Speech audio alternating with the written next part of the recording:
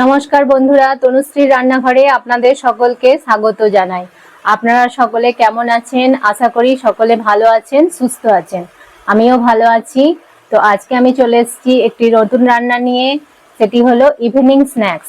মানে আমি এক ধরনের একটা পকোড়া বানাবো, যেটা হচ্ছে চিকেন কাবাব।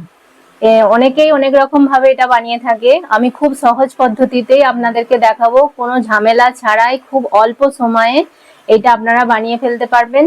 আর বেশি উপকরণ এটা আমি লাগবে না। তো আপনারা দেখুন আমি কিভাবে বানাই। চলুন তাহলে শুরু করি। বন্ধুরা, আমি চিকেনের বোনলেস পিস নিয়েছি। এটা 400 গ্রাম চিকেন আছে। এরকম ছোট ছোট করে টুকরো করে কেটেছি। আর হাড় ছাড়া আপনারা চেষ্টা করবেন ব্রেস্টের যে পিসটা হয় সেইটা নিতে। যদি কোনো হাড় থাকে তাহলে সেটাকে কেটে বাদ দিয়ে এরকম একদম ছোট ছোট করে টুকরো করে কেটে নেবেন, কারণ হাড় মুখে পড়লে খেতে ভালো লাগবে না। তো আর উপকরণ, শুকনো উপকরণের মধ্যে লাগবে হচ্ছে আদা আর রসুনের পেস্ট, লবণ, একটা ডিম, আর কাবাব মশলা লাগবে, গোলমরিচ পাউডার লাগবে, আর কর্নফ্লাওয়ার। বাস এই কটা উপকরণ দিয়েই আমার তৈরি হয়ে যাবে চিকেন কাবাব। তাহলে চলুন আমি এটা ম্যারিনেট করে নিই। চিকেনটা প্রথমে আমি একটা পাত্রে নিয়ে নেব ম্যারিনেট করার জন্য। প্রথমে চিকেনটা আমি দিয়ে দিলাম। এরপর এতে আমি লবণ দেব, স্বাদ অনুযায়ী লবণ দেবেন। আমি হাফ চামচের থেকেও কম লবণ দিলাম। আদা রসুনের পেস্টটা দিয়ে দেব।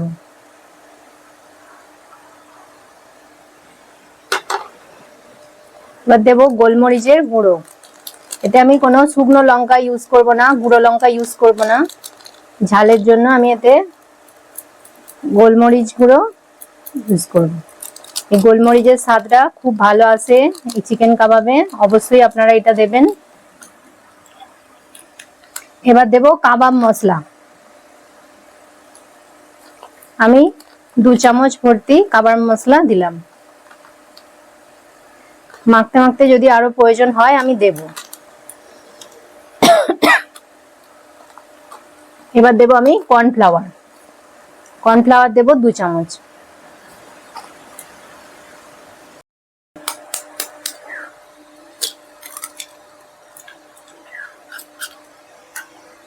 এবার এগুলোকে আমি হাত দিয়ে ভালো করে সব একসাথে মেখে নেব। খুব ভালোভাবে এটাকে মাখতে হবে, যাতে প্রতিটা চিকেনের টুকরোর সাথে এই মশলা যা দিলাম সবকিছু যেন ভালোভাবে গায়ে লাগে। এনে এইভাবে হাতের সাহায্যে ভালো করে এটা মেখে নিতে হবে। এই কাবাব খেতে খুব ভালো লাগে, যে কোনো ওকেশনে বা আপনারা এমনিও সন্ধ্যাবেলা এটা বানিয়ে খেতে পারেন। খুব সহজেই এটা তৈরি হয়ে যায়, আর খেতেও এটা দুর্দান্ত হয়। এটা খেতে প্রত্যেকেই ভালোবাসে, ছোট বড় সবারই এটা খুবই প্রিয় জিনিস। তো এইভাবে আমি এটাকে ভালো করে মেখে নিচ্ছি।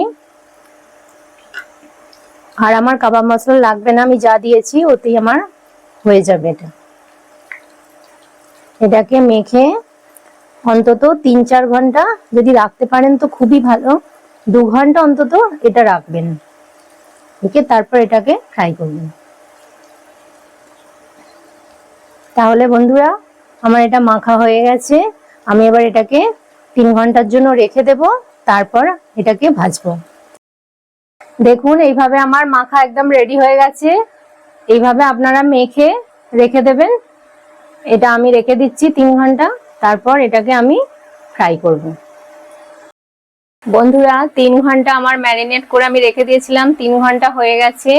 এবার আমি এটাকে ফ্রাই করব। দেখুন 3 ঘন্টা পর আমি এটাকে বার করে এনেছি। এবার আমি এটাকে ফ্রাই করব। সাদা তেল ইউজ করব ভাজার জন্য, একটু ডুবো তেলেই ভাজতে হবে। এটা গরম হয়ে গেছে। এবার আমি চিকেনের পিসগুলো এক এক করে তেলে দিয়ে দিচ্ছি।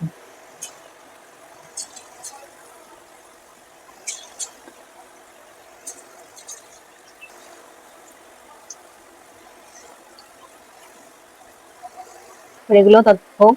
স্টিমটা কিন্তু মিডিয়াম টু লো এর মধ্যে রাখবেন, একদম জোর দেবেন না। জোর দিলে কিন্তু ওপর থেকে ক্রিস্পি হয়ে যাবে, ভেতরে কিন্তু কাঁচা থাকবে। তাই মিডিয়াম টু লো এর আঁচের মধ্যে রেখে এটা ধীরে ধীরে একটু ভাজতে হবে। আমি এবার এগুলোকে আস্তে আস্তে একটু উল্টে দেবো। একটা পিঠ আমার একটু হয়ে গেছে মোটামুটি, এবার আমি এটাকে একটু উল্টে দিচ্ছি এইভাবে। পকোড়াগুলো তুলবো। প্রথম ব্যাচে আমি কিন্তু খুব কড়া করে একবারে ভাজবো না, প্রথমে একটু হালকা করে ভেজে আমি তুলে নেব, আবার আমি আরেকবার দেবো। এতে কি হবে, জিনিসটা খুব ক্রিস্পি হবে। আপনি যদি একবারে ভাজেন তাহলে অতটা ক্রিস্পি ভাব আসবে না। ওই জন্য আমি প্রথমে একটু হালকা করে ভেজে তুলে নেব, নিয়ে আরেকবার দেবো একটু ঠান্ডা হলে। এবার আরেকবার এটা ভাজবো। এবার আমি দিয়ে দিচ্ছি সবগুলোই একবারে, দিয়ে এটাকে আমি ভালোভাবে এবার ক্রিস্পি করে ভেজে নেব।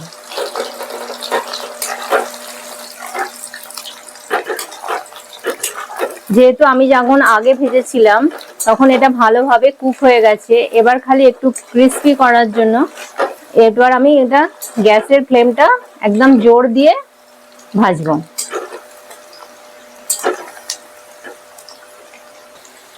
আমার পুরোপুরি এটা ভাজা হয়ে গেছে, আমি এবার তেল থেকে এটা তুলে নেব। ভালো করে তেলটা ভালো করে এরকম ভাবে একটু ঝাড়িয়ে নেবেন, নিয়ে এটা আমি তুলে নেবো আর গ্যাসটা আমি বন্ধ করে দিচ্ছি।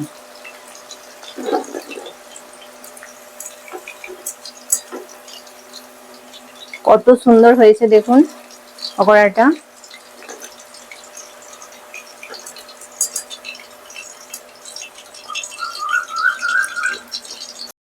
দেখুন বন্ধুরা কত সুন্দর হয়েছে কাবাবগুলো, একদম দোকানের মতো দেখতে লাগছে না, খেতেও খুব সুন্দর হয়। এটা একদম নরম তুলতুলে, এইভাবে যদি মেখে ম্যারিনেট করে রেখে দিতে পারেন তো এগুলো এত নরম সফট হবে যে মুখে দিলেই পুরো মিলিয়ে যাবে, কোনো ছিবড়ে বা কিছু লাগবে না, এত সুন্দর খেতে হয় এগুলো।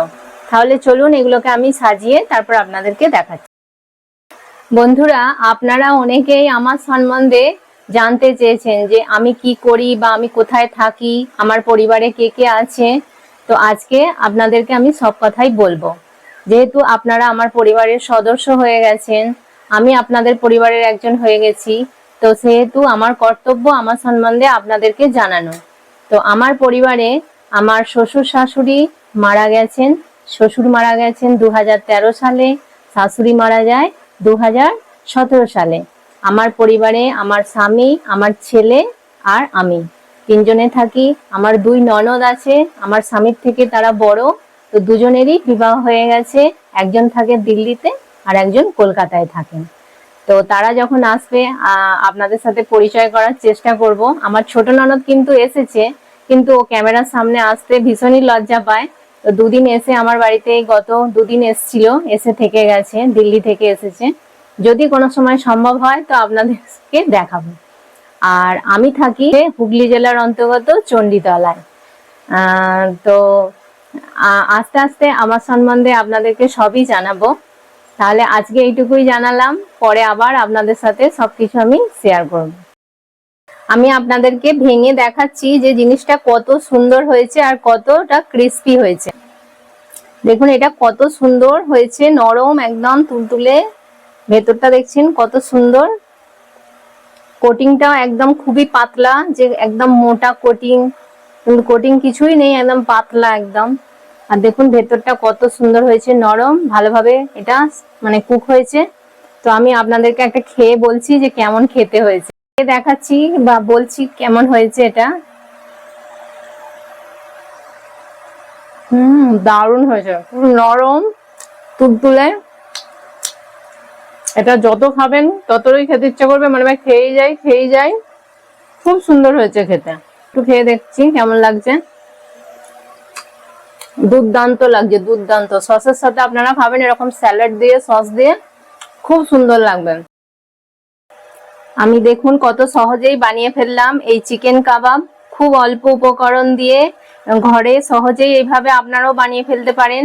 কোনো রেস্টুরেন্টে বা কোনো দোকান থেকে কিনে খাবার দরকার নেই, বাড়িতেই আপনারা এইভাবে খুব সহজেই বানিয়ে ফেলতে পারবেন। আর বানিয়ে বাড়ির সকলকে খাইয়ে একদম চমক দিয়ে দিতে পারবেন। তো তাহলে আপনারাও এইভাবে বানান বাড়িতে চিকেন কাবাব। আর আমার এই চিকেন কাবাবের রেসিপি আপনাদের কেমন লাগলো কমেন্ট করে অবশ্যই জানাবেন।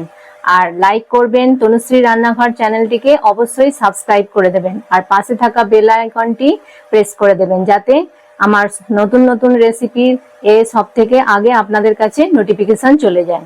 তো তাহলে আপনাদের সাথে দেখা হবে আবার নতুন একটি রান্নার ভিডিওতে। ততক্ষণ আপনারা ভালো থাকবেন, সুস্থ থাকবেন। নমস্কার।